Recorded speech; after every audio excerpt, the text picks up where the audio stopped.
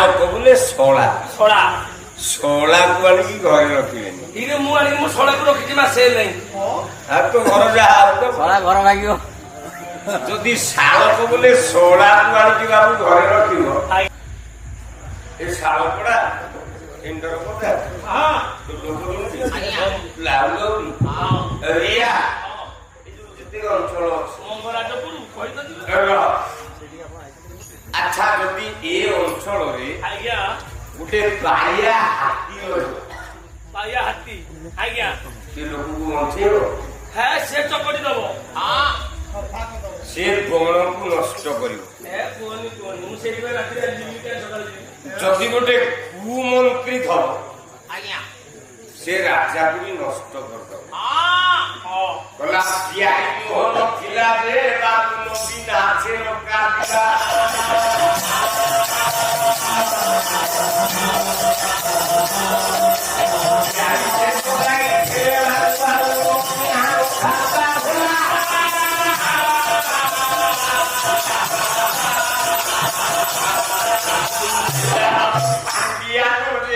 କହିନି ଅବସ୍ଥାନ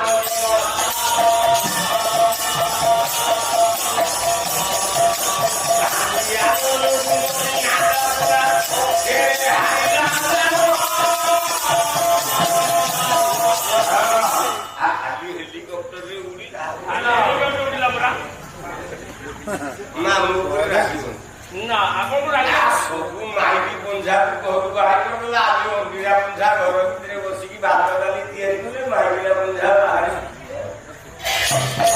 କଣ ଅଛି ଆମ ଜୀବନ ନଷ୍ଟ ରହିବ ବି ନା ତା ବୋପା ରହିବ ଗଲା ଲେଉଟି ପଡିଲା। ଆପଣ ବାସି ପାଡ଼ନ୍ତୁ।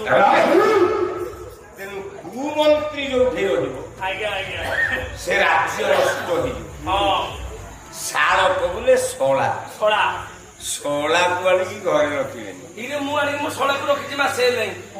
ଆଉ ତ ଘର ଯାହା ଶଳା ଘର ଭାଙ୍ଗିବ। ଯଦି ଶାଳକ ବୋଲେ ଶଳାକୁ ଆଣିକି ବାବୁ ଘରେ ରଖିବ ଆଜ୍ଞା ସରିଲା ତମ କାମ। ସେ କଣ ନାନୀ ଆ ଭାଇନା ଏଇଠିକି ଯାଇଥିଲେ ଏଇଠି ବସିଥିଲେ ଏଇଠି ଆଳୁଚପ ଖାଉଥିଲେ ସବୁ ବହି ପଡିବ। ସେଠି ବୋତଲ ଟେକୁ ସ୍ୱାମୀ ସ୍ତ୍ରୀ ଭିତରେ ଝଗଡା। ଶଳା ନ ଶାଳି ଆସନ୍ତା ଭଲ ଶଳାକୁ କେବେ ଶଳାକୁ କେବେ ଘରେ ରଖିବେ ନା ସର୍ବନାଶାୟ ମାତୁର। ମାତୁର ବୋଲେ ମାମୁ। ମାତୃ ବୋଲେ ତ ମାମୁଁ। ତମ ଘରେ ଯଦି କିଛି ମୀମାଂସା ହେଇଥିବ ଭାଇ ଭାଇରେ ଝଗଡା ହେଇଥିବ ହଁ ଘର କଥା ବୁଝିବାକୁ ଯାଉଥିବ